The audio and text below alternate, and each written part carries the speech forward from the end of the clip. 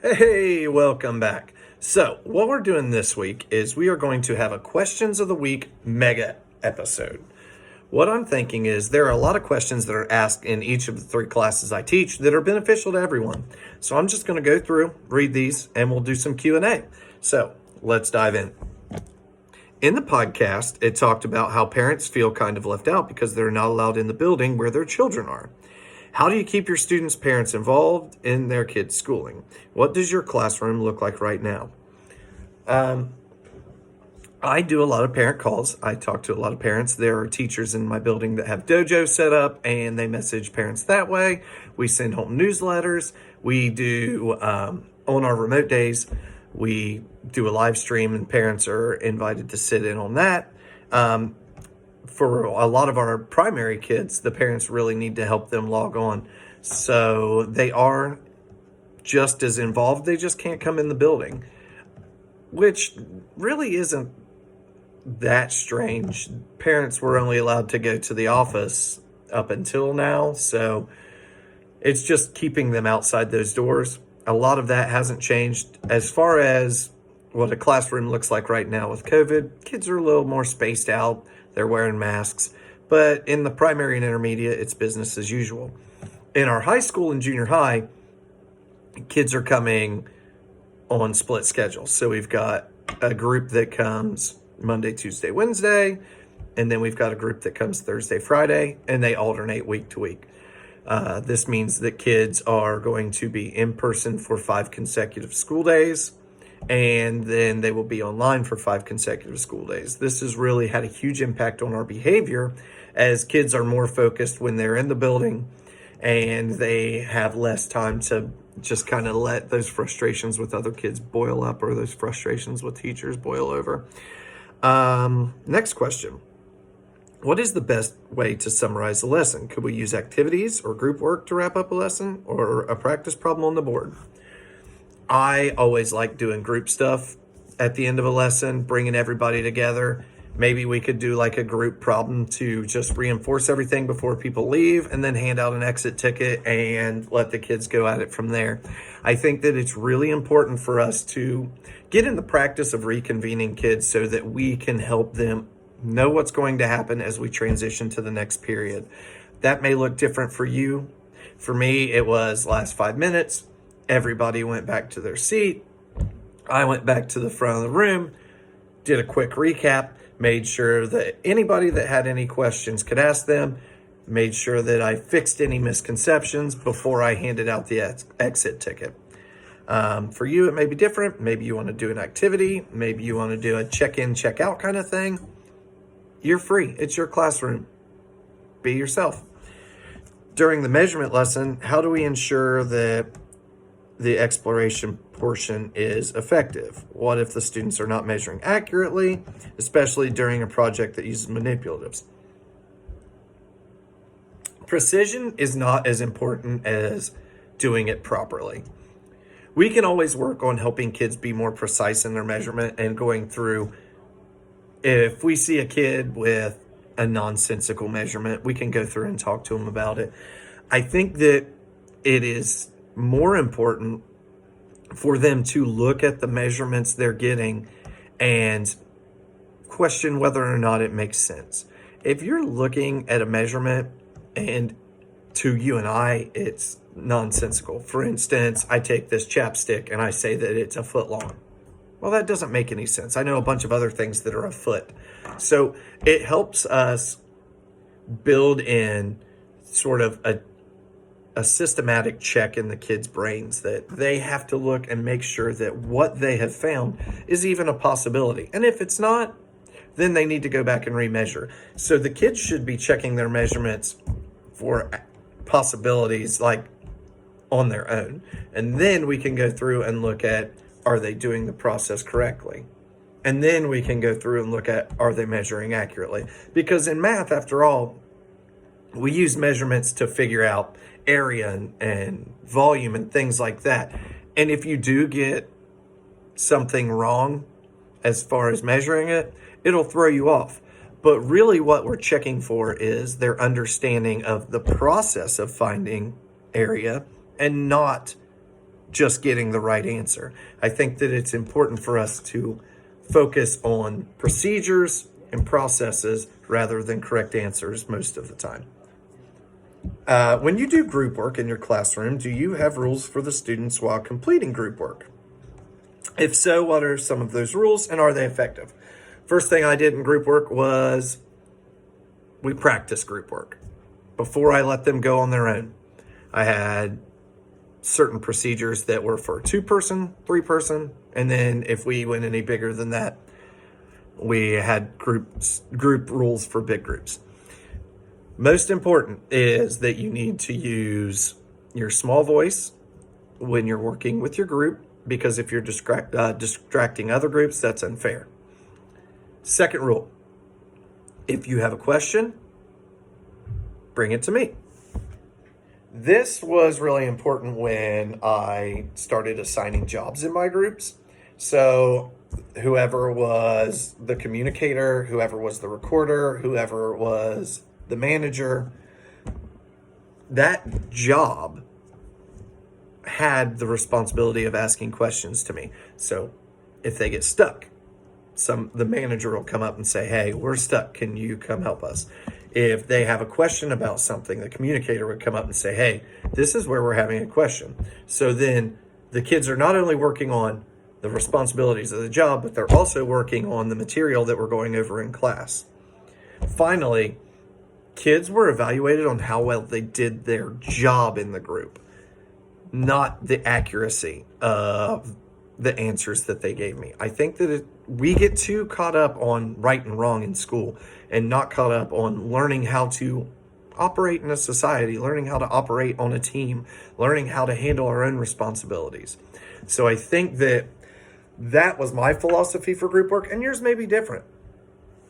But in the long run, I think that getting hung up on right and wrong, or getting hung up on, oh, this is going to be a discipline problem, it shortchanges group work. And it goes from being the important, multifaceted learning activity that it should be to being a headache.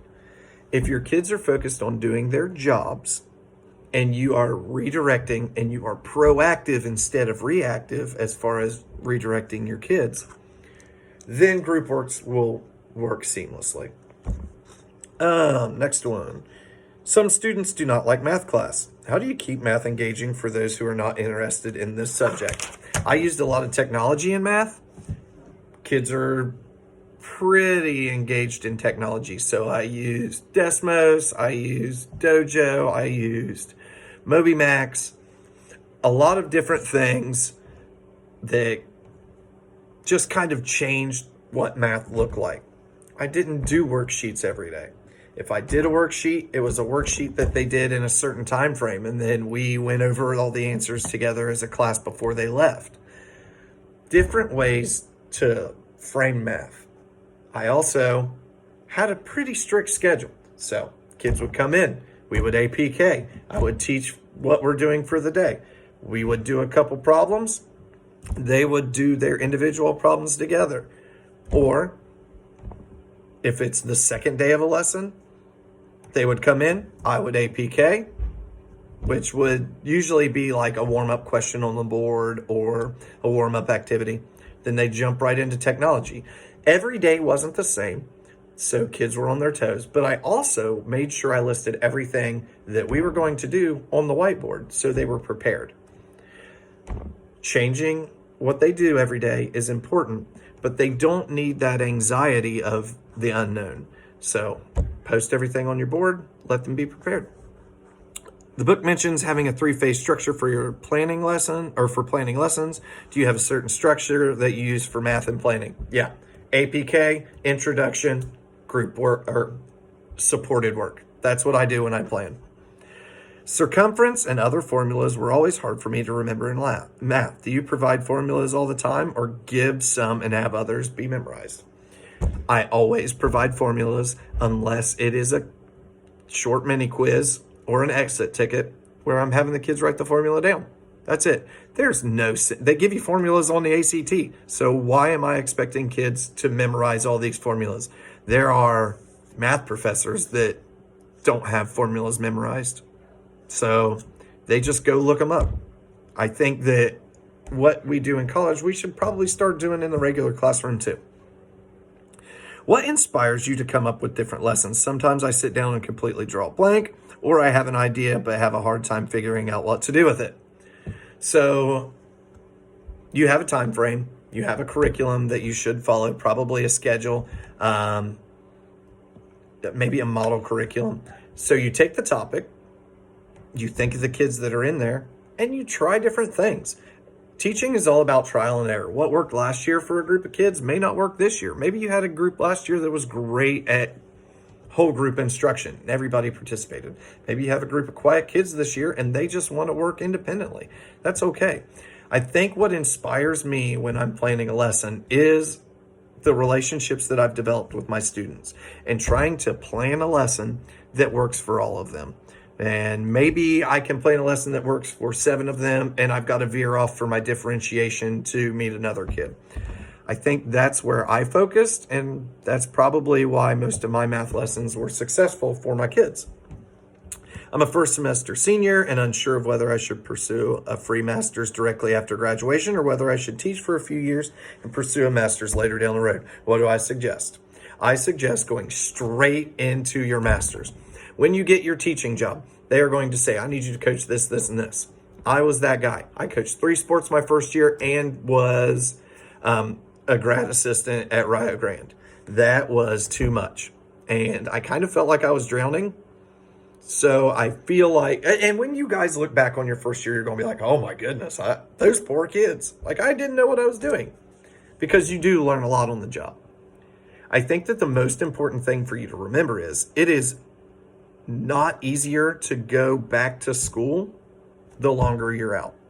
It is pretty easy to jump back into coaching or doing extracurriculars.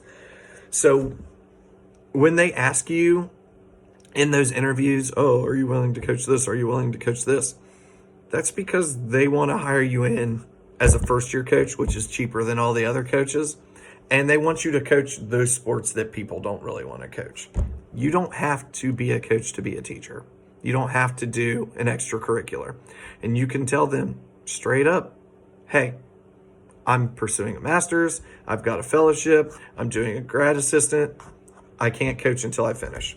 But I would always recommend, especially given the massive raise in pay that you're going to get for having your master's, I would always recommend going straight into your master's program.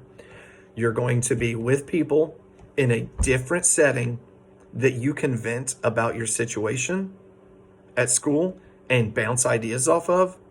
And I think that that was the most beneficial thing for me when I was in my second round of grad school. Is Valerie and I were both working in a place that wasn't well known for its academic prowess. And she and I really, really wanted to try all these new things. And we had all these areas that we felt our instruction was falling short.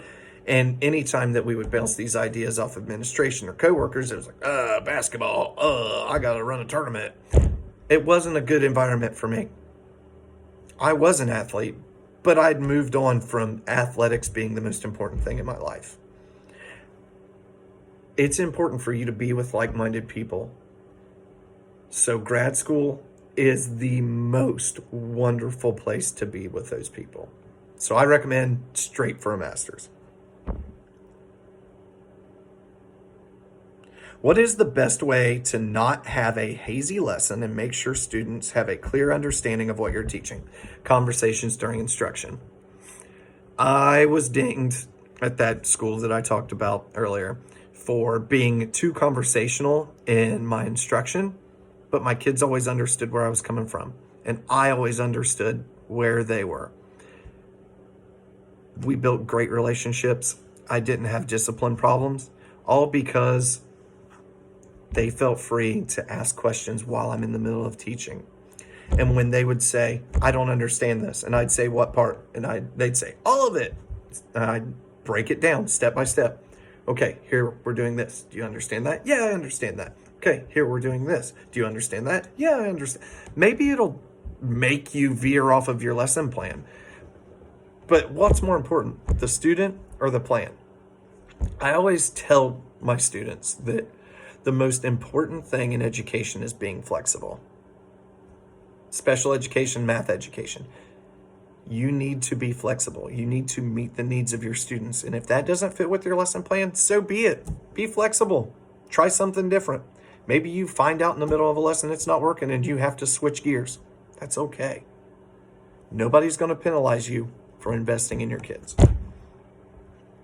How do you keep lessons engaging for all students, or will there be times when students are just not interested? I would love to say that all kids were always interested in my lessons, but they weren't. Sometimes kids were having bad days, whether it was something happened outside of school, something happened in school, or they just didn't care for math because they had hated math their whole life.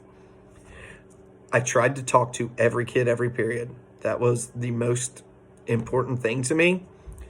That was my first step in engaging kids. So when I'm talking to these kids, if I notice that they're not participating, try to redirect them. If that didn't work, teach the rest of your lesson. Then when you get a break and assign something, take a kid into the hallway. Let them know you see that they're off. Offer an ear. For some kids, they won't take it. But for some kids, just knowing that you care enough to step outside of class and talk with them about something that may be bothering them that doesn't relate to school will mean the world. A lot of these kids are raising themselves or being raised by grandparents, or they just have a parent that's really, really busy and their parents working very hard and they're having a social problem that they don't want to bother their parent with. We can be that for those kids. The most important thing for us as Christian educators is to model Christ-like behavior. And when you think about it, being there for the kids, to just vent, to be that resource, to be that ear, just offering, that's a pretty awesome thing. And I don't think that anyone would ever be upset that we are listening to our students' needs. And then after that, you may have a day where they totally spill to you and you guys have a cry together, sitting on the floor in the hallway. That's okay. But after that, the relationship's there. And the relationship is what gets kids engaged. When it comes to differentiation, what are some ways that you have found work best in your classroom? Or does it depend on what's being taught? Different forms of delivering content works no matter what subject you're teaching. So I would do flipped classroom some days where the assignment would be, hey, I need you to watch this video for homework. Then we would come in, discuss the video as a class, jump right into the work. And then some days I would stand and work with kids and teach kids up in front of the class. But I think that finding out what works best for your individual students will help you differentiate in a better way. Some kids, they like to read. Some kids like to watch videos. Some kids like podcasts. I'm a podcast guy. I listen to them all the time while I'm driving. I learn a lot of things. So I think that the number one thing that you can do for differentiation is to get to know your kids and what works for them, and then design on what fits them. Because ultimately, they're who you're differentiating for. So what you think is a broadband differentiation tactic may not work. Get to know your kids. I say it every episode. Get to know your kids. Sometimes it can be difficult to figure out the right standard to use in our lessons that go along with the content lesson. What are some effective ways you suggest finding standards to use for lessons? Think of a subject, whatever your subject is, then just search the standards and see. All the standards are online. You don't have to cover 100 standards a lesson. You can just cover one. But as long as you're connecting to some standards, you're fine. What have you found is the best way? Oh, that's a repeat. Where students and teacher know exactly what they should be getting out of an activity or learning about the subject. I've already covered that. What are ways that you stay up to date on new ways of differentiating strategies and techniques? How do you work with limited time in the day when it comes to spending extra time with students? So my time is only limited to the students' time. I did not get hung up on what my goals were for the day so much as what the kids needed. I would post my objectives on my board. Kids knew it. We would work with it. But if there's a day that you just have to sidetrack and take care of something with a kid, that's our job. That's what we're there for. We're there to be the bridge between them and content. And if we have to solve another problem to start laying the foundation for that bridge, then so be it. I always gave up my lunch if a kid needed it. I didn't get in the habit of that, but if a kid needed to come eat lunch with me just to talk about something, that was fine. I also avoided the teacher's lounge. I always ate in my room because that's when I would listen to podcasts or I would read articles. And listening to podcasts to and from work. Angela Watson's Truth for Teachers. If you look at any of the cult of pedagogy stuff or any of the TED Talks on education, I think are really great. Maybe one day Dr. Jones and I will start our own podcast and you guys can just listen to that and get all of your answers. But this has been a super long episode. Midterms are up. I hope you guys are safe. If you guys would like to have a face-to-face time meeting with me, let me know. Shoot me an email and we can set it up and I can answer any individual questions you want. Other than that, stay safe. God bless.